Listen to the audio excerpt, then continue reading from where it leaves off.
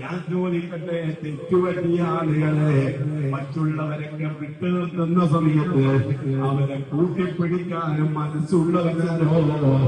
അവനാണ് യഥാർത്ഥ മനുഷ്യനെ. അവരെ തോളിലേക്കൊന്ന് കൈവച്ചിട്ട് ഒന്ന് പൊട്ടിക്കൊടുത്തിട്ട് ഇടനെഞ്ചിലേക്കൊന്ന് ചേർത്തി വച്ചാൽ അദ്ദേഹത്തിന് അതിനോളം വരുന്ന വേറെ ഒരു സമാധാനവുമില്ല. നന്നാക്കി തെരുമാറാകട്ടെ.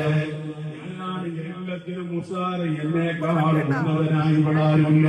ഞാൻ ഈ നാട്ടിലെ വലിയ ആബിദാണ്. ഞാനിവിടെ എല്ലാവർക്കും ഇവിടെ സ്വീകാര്യനാണ്.